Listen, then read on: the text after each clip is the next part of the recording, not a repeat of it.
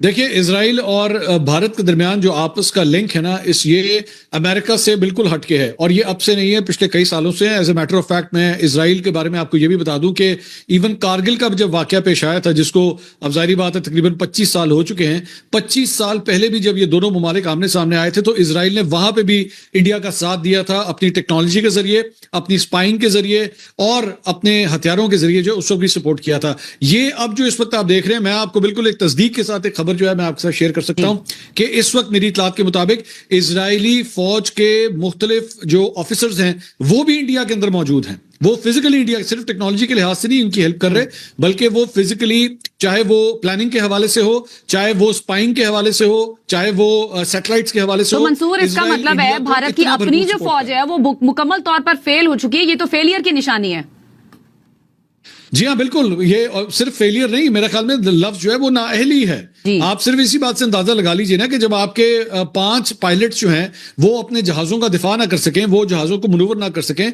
पाकिस्तान ने, मैं आपको ये बताऊं कि 1965 के अंदर जो हमारे पास जहाज थे वो टेक्नोलॉजी के लिहाज से एक्चुअली इंडिया से एक स्टेप पीछे हुआ करते थे, लेकिन हमारे पायलट्स जो हैं वो इतने जाबाज थे, वो इतने एग्रेसिव थे, वो इतने टैलेंटेड थे कि उसके बदले जब भी डॉग फाइट होती थी दोनों साइड्स के जहाजों के दरमियान, तो पाकिस्तान का पलड़ा जो है वो भारी होता था। अब इस मर्तबा तो एक स्टेप और आगे चली गई कहानी। इस मर्तबा पाकिस्तानी एयरफोर्स के जो हमारे जो एयर चीफ हैं, मैं उनको दाद देना चाहूंगा इस मौके पे कि चंद माह पहले से ही उन्होंने इसकी तैयारी शुरू कर दी थी और उनको पता था कि शायद ये दिन आएगा, क्योंकि मोदी जो है वो अपनी इन चीजों के अंदर जो है वो पागल हो चुका है, अपनी इस एग्रेशन के अंदर जो है पागल हो चुका है और इसकी वजह से जो है वो बार बार कोशिश कर रहा है कि पाकिस्तान को इंस्टिगेट किया जाए। तो हमने अपने तमाम तर टेक्नोलॉजी, अपने हथियार जो है वो पहले से तैयार किए। बिल्कुल। अच्छा मंसूर, हम आपसे ये भी जानना चाहेंगे, जैसे कि अभी आपने भी कहा कि इजराइल के कुछ जो फौजी हैं वो इस वक्त भारत में मौजूद हैं। इंडियन फौज की नाअहली तो सामने थी ही थी, तो क्या अब आप समझते हैं कि पाकिस्तान ने इजरायली फौज की भी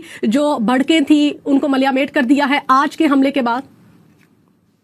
देखिए, पाकिस्तान को जो है वो इस्लाम का किला तस्वुर किया जाता है। पाकिस्तान को एक ऐसे मुल्क के तौर पे तस्वुर किया जाता है कि खुदा न खास्ता कभी किसी ने इस किले की तरफ मैली आंख से देखा तो हमें इसका दिफा करना आता है। और ये सिर्फ पाकिस्तान की जिम्मेदारी नहीं है, हमारे पीछे पूरी मुस्लिम उम्मा वहां पे खड़ी हुई है, हमारे बरादर मुस्लिम ममालिक वहां पे खड़े हुए हैं। तो इजराइल को पता है कि वो बाकी हो सकता है कि कमजोर जो चंद मुस्लिम ममालिक हैं उनके ऊपर जुल्म कर सके, जो निहत्ते फलस्तीनी हैं उनके ऊपर जुल्म कर सके, लेकिन पाकिस्तान की तरफ मैली आंख से वो नहीं देख सकता। ये वो कौम है जो शहादत की ख्वाहिश करती है।